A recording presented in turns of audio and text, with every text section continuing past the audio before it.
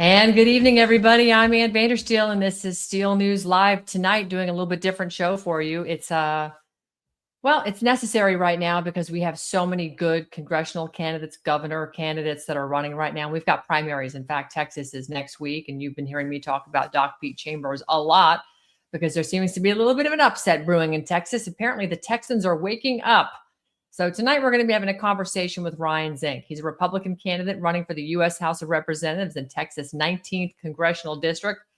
And Ryan is focusing his campaign on what he calls returning power to communities, defending constitutional liberties, bolstering border security, and addressing key issues that are facing West Texans. We're going to look at all of his priorities, what motivates him to run, and what he wants voters to know before the March primary, which is next week. And if you didn't know this or you were living under a rock, you would also know that Ryan was also a J6 defendant.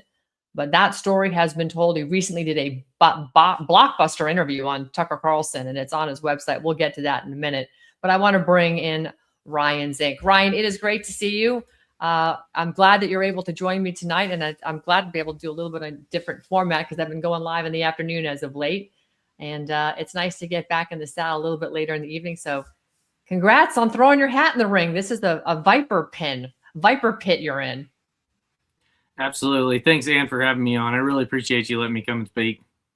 Oh, of course. Of course. Listen, I've known your dad for quite a long time and followed your story. And man, your family has been through a lot, but it has never seemed to deter either of you or your dad or anybody in your family for that matter who gets behind you, because running for Congress is not for the faint or the weak of heart. This is for people who've got grit, determination, and have decided, I mean, at this stage of the game, why would you ever want to get into politics unless you just don't want to be a politician? You want to finally restore the republic and be a public servant or a servant leader.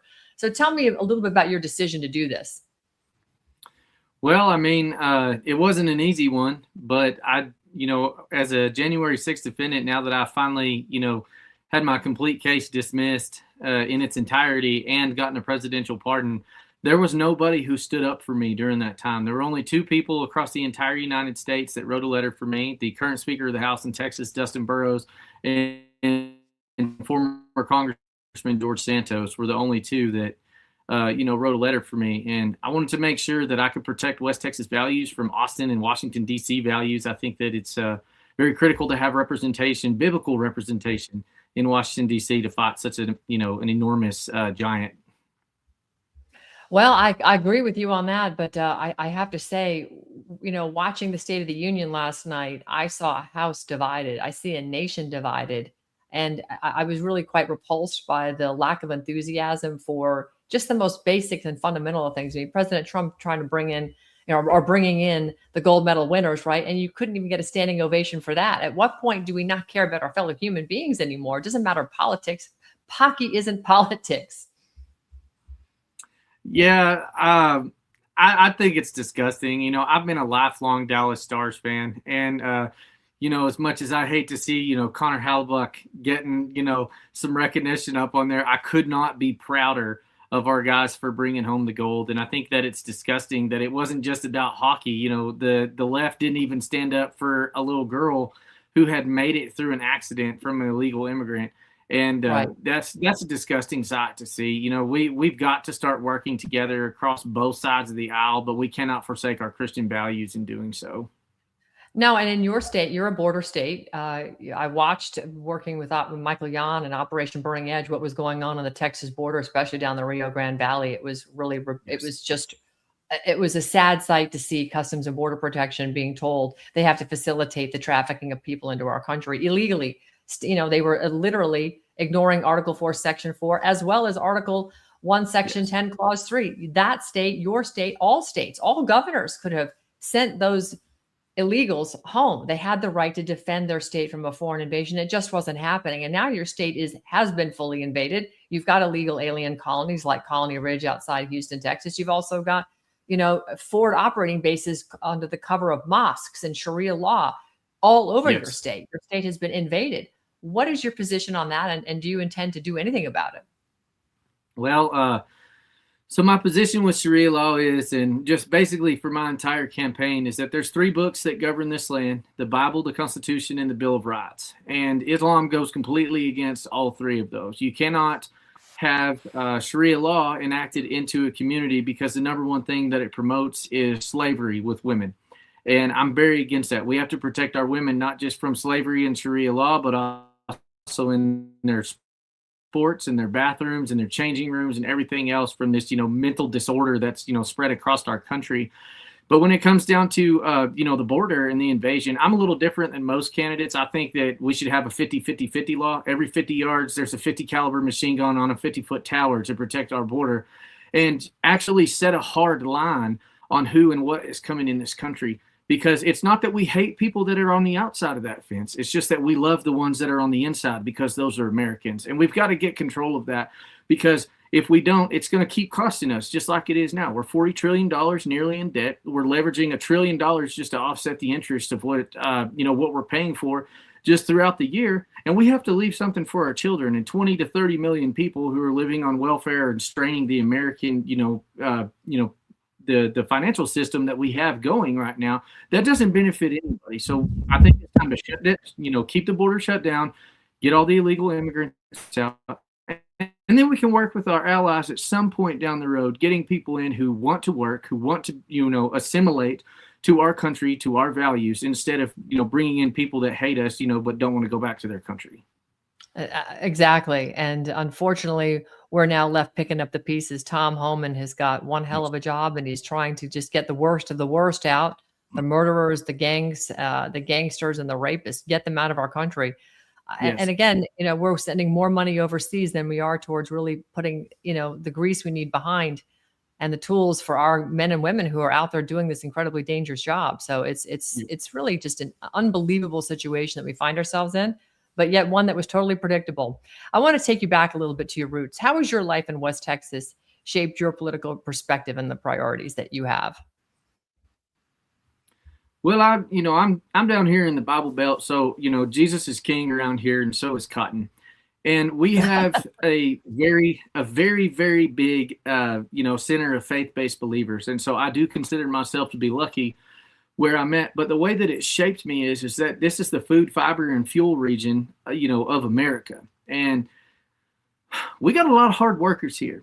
A lot of hard workers. The problem is that we don't have enough here in order to sustain us because of all this, fraudulent spending and everything else that's going on. We have bills that need to be put forward and completely redone, like the botched farm bill, that 76% of those benefits went towards SNAP. And that's a huge issue to me, because I would much rather put the money back in small farms' hands, and help out the people that are surrounding us, instead of bailing out major ag or, other food industries, like welfare. That's where it's really going to count. And I think the way that, District 19 has shaped me, I live just outside of Lubbock in Wolford, Texas. It's beautiful out here. I get to see, there's no saying that you can watch your dog run away for 2 weeks here because of how flat it is. But that's beautiful, and we love it. I couldn't be happier with where I'm at going on. I have the support of a beautiful wife and a great community, and I just love this. I love this West Texas area. It just gets me so much. So let's talk about border security, because border security in your state, you've got the biggest border of a state. And that's where I saw mass infiltration. President Trump has shut the border down now, but what more can we do? Yes. And what will you be promoting and pushing while you're representing West Texas? Well, I think one of the things that I want to promote the most is, I have a dear friend. His name's Michael Moore, and some of you may know his story with his sister Rachel being murdered, and her and her body dumped just outside of Washington D.C. by an illegal immigrant. And so my border policies is that we need to strengthen up ICE. I'm an ICE supporter. I believe that, law and order is the only way that we're going to maintain, the strength in our country, because every single one of these people that allowed the border to go into a complete disaster, like Alejandro Mayorkas, I'll mention him up on the website. It's not just about the people that are coming across the borders. It's what is coming across itself. Like at the bottom of, that screen down there, you can see that there's IEDs, there's guns, there were rocket launchers, there were all kinds of things that were coming in that could cause mass destruction in our everyday communities. And Lubbock, Texas is a trafficking hub for sex trafficking. That includes women and children. So is, a couple of other places that people have to pass through here, like Abilene and Midland, Texas, which is just outside of the reach of my district. And we've got to get control of this, because this is, sex trafficking is one of the worst things. It's really hard to state anything that's worse than somebody being trafficked for these sickos, to do what they're doing with them. And it's not something that I'm for. I believe the Epstein files, there needs to be some action here pretty quick. I'd love to see some rest on that. But we have a choice to make. It's either seal up the border, get everything right, give ICE and the Border Patrol the protections and the funding that they need, where the left has previously tried to strip everything away. We have to protect this country. We have to protect the people who are in it, and we have to stop trafficking of any kind going across, whether it's sex, people, or drugs. I've got a question here from Fire Investing. They want to know if you've taken any. Would you take? Because you're not in Congress. They're asking, does he take AIPAC money? Well, he's not in Congress yet, so he can't. But if you were in Congress, would you take AIPAC money? And they want to know, who are your donors? Just so we're clear, Fire Investing, this gentleman is not in Congress yet. He's running, so there is no AIPAC money for him to take. Well, Fire, first things first, I have not taken money from any PAC whatsoever.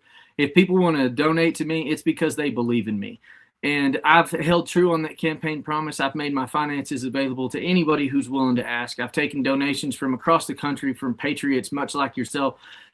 The other thing, too, all the AIPAC money and everything else is keeping our money in the United States is very important to me. I don't care what country it is. We shouldn't be sending millions and billions of dollars across it. America first means Americans first, and that means lowering our debt.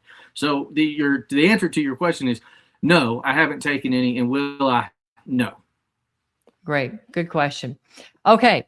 I want to move on here because you've got some other things on the agenda, and everybody's talking about AI. It has a lot of energy requirements. We have a big battle going on here in my backyard, and it looks like right now we push back on some big AI coming in that's going to impact our water, our resources, our energy costs. We're hearing about people's energy costs. So you have on your website, you have a big position on energy, oil, and gas. So let's start with just energy in general, and let's break it down from there, and then we'll move into AI.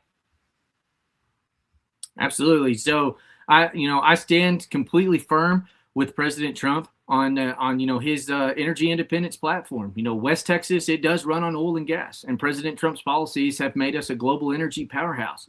I'm going to defend that against all these different radical agendas that ensure American energy independence. Drill, baby, drill, I think is my number one agenda that we have, because how else are we supposed to be able to shut down this large amount of deficit that we have in our budget? $40 trillion.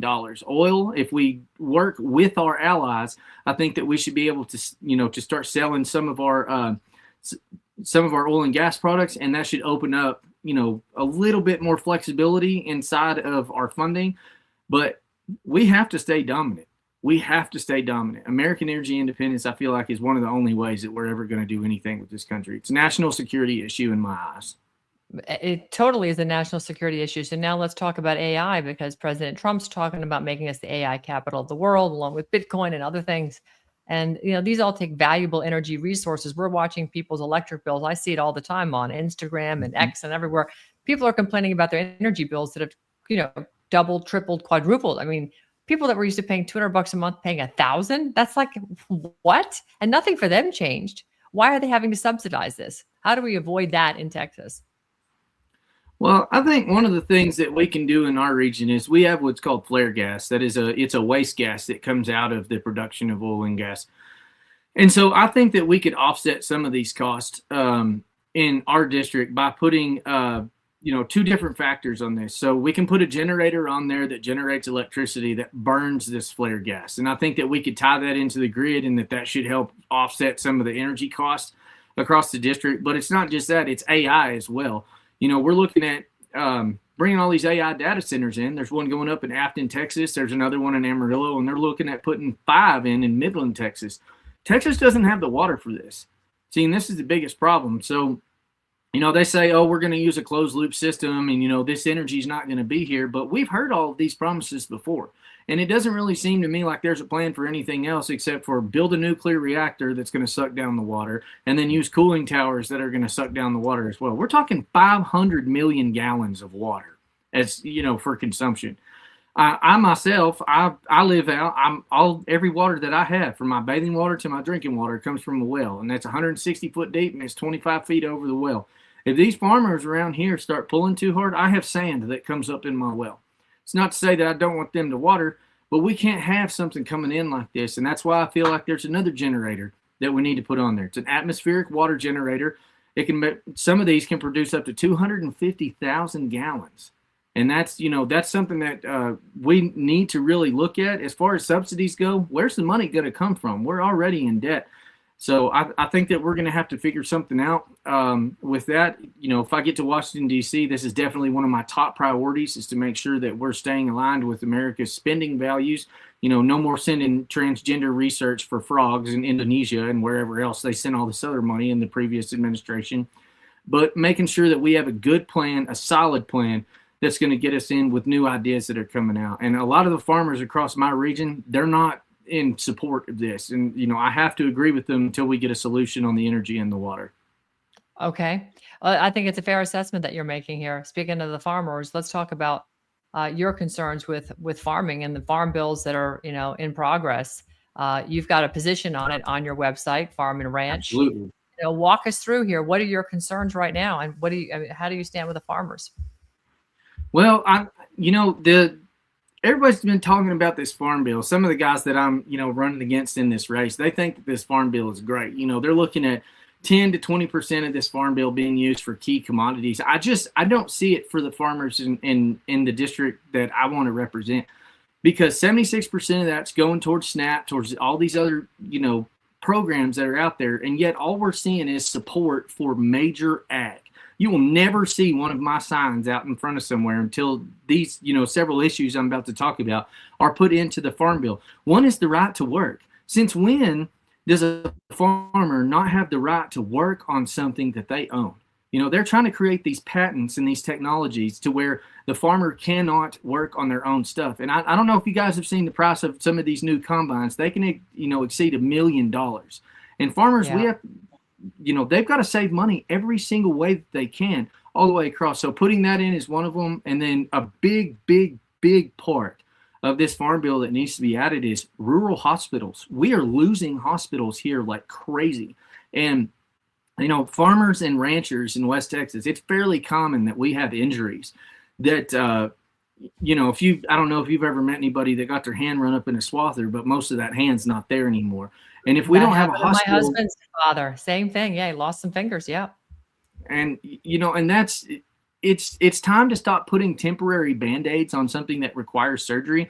They can always talk about, oh, well, we're looking at, we're trying to mitigate ongoing market volatility from tariffs and foreign competition, hitting cotton and beef hard in our export dependent districts. Yes, that's a true statement. But what are we doing with our surplus, and what kind of, how are we going to compete with other markets whenever we have companies that are coming in and they're charging our American farmers, $495 for a bag of cottonseed, and then straight across the border they'll go into Brazil and Argentina and Venezuela and sell them that exact same product for like $100. Not to mention the fact that their tractors don't have DEF in them. They don't have any of the restrictions for the right to work because their government said no. Right. And yet our farmers, our ranchers are the ones that are always becoming the test product with these technology fees and everything. I thought the point of being in business was to put out the most successful product against your competitors.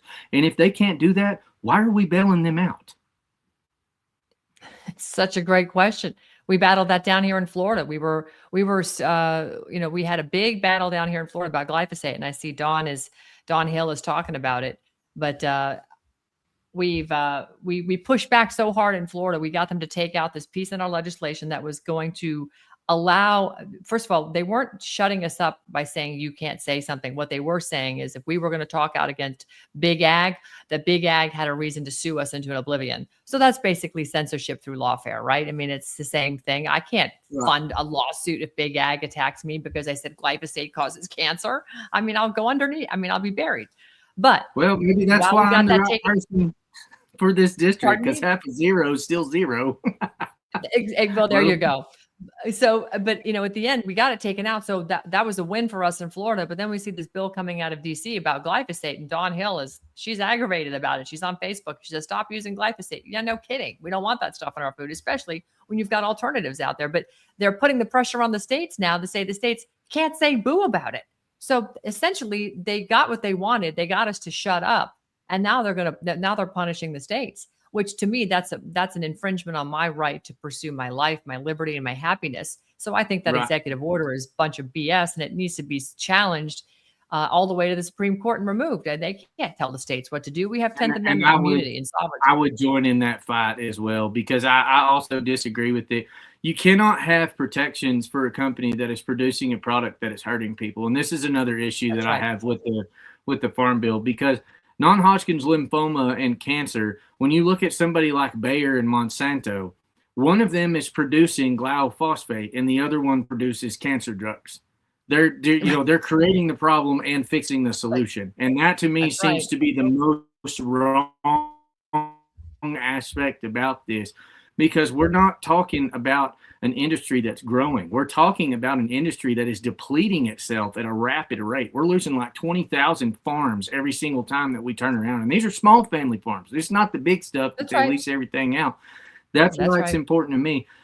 These people are suffering, and they're my friends and neighbors, and I hate it, and I'll fight it every which way that I absolutely can. We need to get it. I think that it can be that there's alternative products. I think glyphosate's had its run, but I do believe that there are some new ways and new technologies that we could implement with this and Okay. see if we can make a change.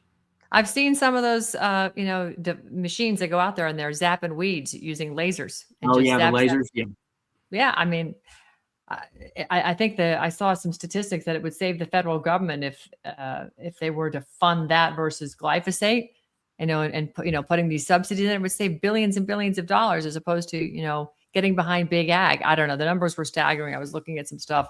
I don't remember them in detail, but it just shows you that the federal government needs to get out of the way, and these agencies are absolutely they're an abomination. They're totally corrupt. They have nothing to do with our Constitution. They're not protecting we the people. They're protecting the industry that they're supposedly regulating. It's just wordsmithing to me. But you talked about people losing fingers and healthcare and so forth. Let's talk about the healthcare piece of your issues. This is going to be a big one in your community for the reasons you stated. Talk to us about what you're going to do for Texans and healthcare. So one of the things that I want to do is I want to break up some of these monopolies that are out there. There's multiple different aspects, but I'll focus, specifically on rural healthcare as opposed to, like Medicaid, Medicare, and then, some portions of Social Security that tie off into that. So if we're looking at the rural hospitals, one, we have to have an infrastructure that makes people want to work there. We have to be able to get them money in order to get good doctors and nurses in. I have not met a bad doctor or a bad nurse at a rural hospital. You know why? Because they love it, and that's the reason why they stay. They're very passionate about what they do. But the problem is that most of these hospitals, they're not able to handle some of the larger procedures that need to be done. They do operate more like an urgent care. So with that being said, we have to focus entirely on getting these people some more money. And the way that we do that is medical transparency. Every single hospital across the country should have to post a cash price and honor it.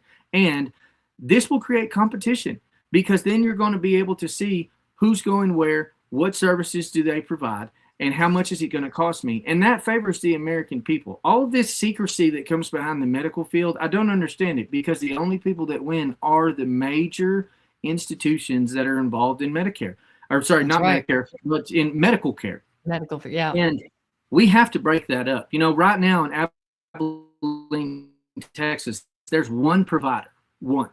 So not only do they get the referral, but they also get the procedure, and then they get the aftercare.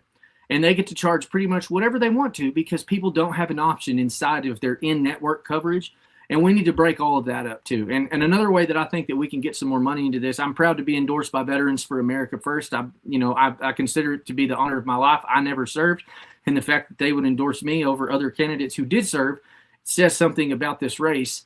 But That's right. We need to get our troops, our veterans, insurance cards, and allow them to get health care in the civilian world. I believe that there are thousands and thousands of great employees that work for the VA, but I believe that there is a lot that needs to be fixed there. And whenever we look at the care that they can get in the civilian world, that's going to start spreading out that money. And that's one of the things that I'm for. And I'm also for, the Major Richard Starr Act. I'm in 100% behind this. I will definitely be going all in on that. Because why are our veterans having to choose between their retirement benefits and their disability? That doesn't make any sense to me. It's one or the other right now. And I'm sorry, but these men and women didn't ask a single question about the water they were drinking, the air they were breathing, who they were shooting at, or what was going on around them whenever stuff happened that the United States military had to rise up in all of its glory and go in and take somebody out or infiltrate a region. Why are we not getting them both? Why are we absolutely putting a hard stop to things that they have earned? That doesn't make any sense to me whatsoever. I have no acknowledgement of why the federal government would do something like that, and I'm absolutely against it.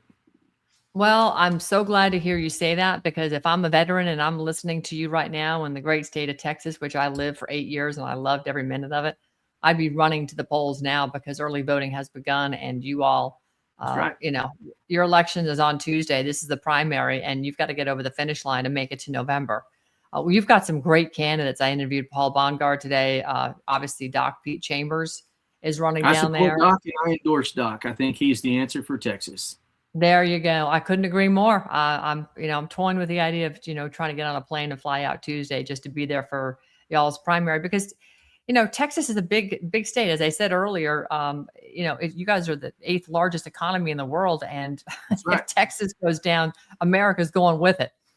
It's a big deal. We cannot lose Texas. And you guys are really canary in the coal mine right now. It's really a canary in the coal mine, with Florida being probably right behind you. And California's done. So I don't know how we're going to save that state. And up until yesterday in Texas, Democrats were outvoting Republicans 2-1. It finally, the curve finally hit back, but that's scary. And we got to fix it. Get to the polls, go vote, take 20 people with you. Well, I think from where I'm sitting, and I'll ask you, why do you think the Republicans have sort of been seemingly sitting this one out? And it's because, social media, we're pushing so hard right now to get Texans to get out and vote. I think we finally pushed enough and helped people see the light of day with some of the recent reporting, particularly on all these mosques in your state. Maybe people weren't even aware of that. But, why do you think Texans and Republicans in general seem so apathetic right now? I think it's because everybody has political fatigue. I really think that's what it is. We came out of 4 years of the worst, administration that we could possibly do, the most weak, ineffective, insecure, ungodly administration that we've ever seen. And I think that the church needs to get out and vote. So I'm a very, very strong Christian believer. I believe in Jesus Christ. I believe that he rose again on the 3rd day for my sins, and that it's a choice. You have to choose him in order to receive that forgiveness from him. But the thing is that we've got 12% of the ecclesia, the body of Christ, that's going out to vote. And that's an issue. If every single person across the United States got out and voted their faith, we would take back this country in such a fashion that we would finally be able to live under the blessings that the Father has for us. When we choose to repent and walk away and take back, God will heal our land, and he will restore us to where we're supposed to be, and we can live under those protections.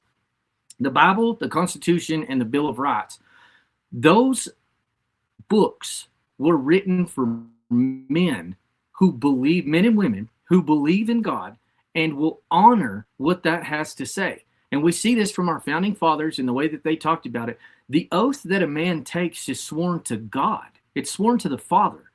And if somebody doesn't believe or doesn't uphold those values, that oath means nothing in the United States of America. And I believe that it's time that we start electing people into office who are going to respect that and who are going to stand up for this country like President Trump has done to restore this nation. And we're going to do it with the help of God above and live under his blessing. Well, that's a beautiful, beautiful, almost a homily in a way. Kind of reminds me of something you might hear in church, if actually churches could get their heads out of their what's at some point and get back to being there to serve. I want to bring up one last thing, because we saw the men's hockey team yesterday show up in the State of the Union. The women took gold 3 days before the men. We've really come through a really difficult time as we've been indoctrinated. Our education systems have been indoctrinated with this woke DEI ideology. And I find it really interesting. And you're the first person I've seen on our website put this up, but you actually take a position on women's sports. Tell Oh, us what that absolutely. position is. That position is that women belongs in women's sports. You know, testicular injuries increased almost 1,000% after Biden made it to where men could compete in women's sports, and I think that that's just criminal. We have to protect women across all scale. American women, the beautiful women of this country, we have got to protect them from these sickos that are trying to come in, because it's not just a matter of acceptance. You cannot do this. This is a mental disorder across the United States. Everywhere that they're allowed to go, there's some type of crime or something that goes along with it. And not to mention, it's wrong. That's what it is. It's wrong. Marriage was made between a man and a woman. Why are men trying to go into these spaces? It's because they're trying to take advantage of somebody. Somewhere along the line, somebody didn't tell them what you're doing is wrong. And we have to step up to that. And it takes hardcore people just to stand up and make those statements today. You don't see this from a lot of people. Everybody's preaching acceptance. We can't have acceptance in this country from the alphabet people that come all the way across this border and everything else and try to ruin all of the things that we have. Marriage and the family is the most critical part of God's plan, because the family is what drives this country. Yeah. I agree. I agree with you. I think it's the right disposition to have. You know, I have to tell you something, Ryan. Having known your dad now for quite some time and talked with him, sometimes we had some late night phone calls about a lot of stuff. He's a very passionate individual, and I see where you get your passion from. You're very articulate on a broad, range of subjects. When did you decide that you really had a love for politics? Was it something you just sort of grew into after you decided you had to run, or did you always sort of have an appreciation for it, decide you thought you could fix the system if you ever got on the inside? No, I never had an appreciation for politics, because there's only, I'm not a politician. I never have been.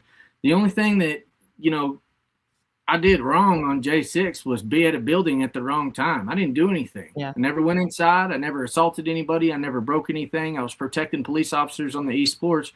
And then my government decided that it was going to come after me.